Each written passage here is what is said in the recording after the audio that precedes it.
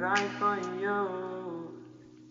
'Cause you are the reason why I'm still hanging on. Di sini saya sebagai pemateri pertama akan menjelaskan tentang kebudayaan asing di Indonesia.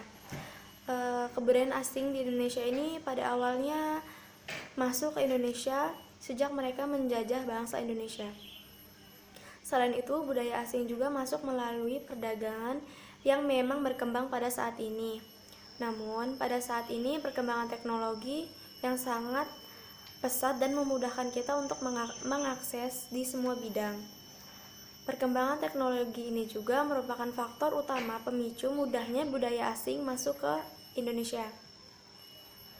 Bangsa Indonesia dalam mengikuti arus globalisasi terkadang dapat melunturkan jati diri bangsa yang begitu kenal dengan kesopanan. Tapi bangsa Indonesia ini tidak menutup diri bagi budaya asing yang ingin masuk ke Indonesia. Kebudayaan asing yang masuk akibat era globalisasi di Indonesia, baik itu kebudayaan nasional maupun kebudayaan murni yang ada di setiap daerah di Indonesia. Dalam hal ini sering terlihat ketidakmampuan manusia di Indonesia untuk beradaptasi dengan baik sehingga melahirkan perilaku cenderung ke barat-baratan.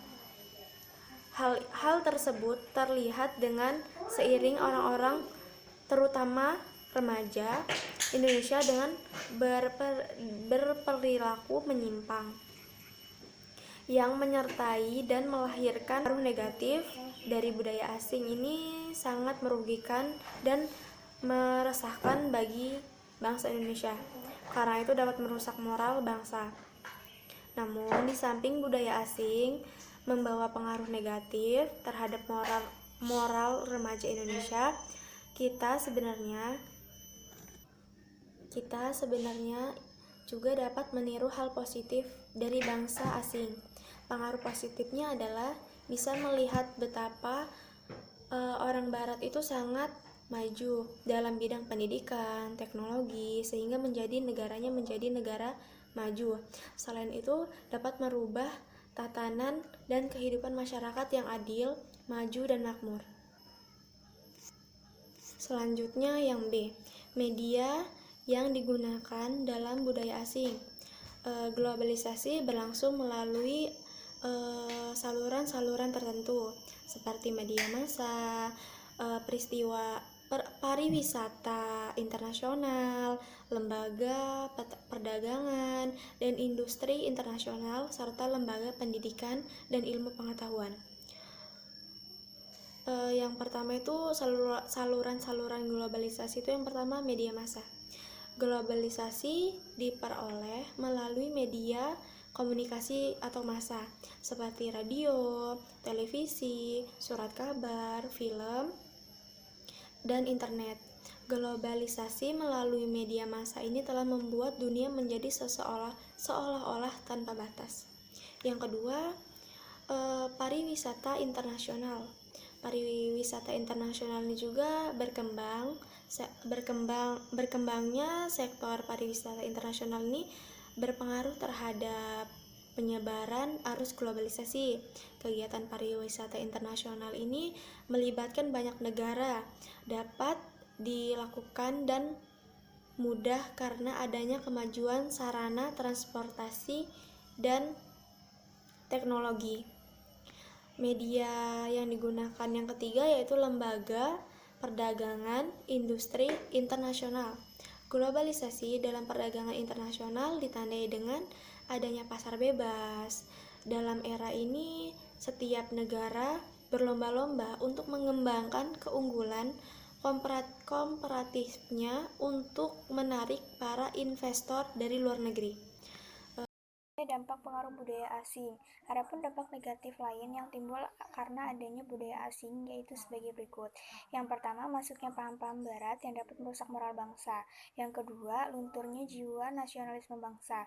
Yang ketiga, sikap individualistik.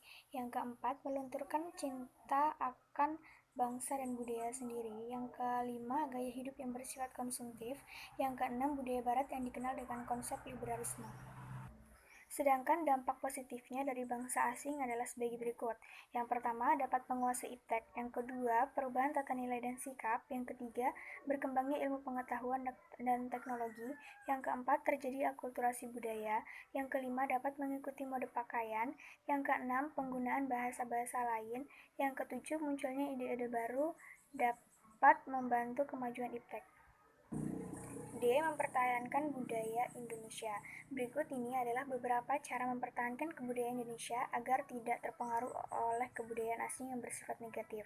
Yang pertama, menumbuhkan semangat nasionalisme yang tangguh.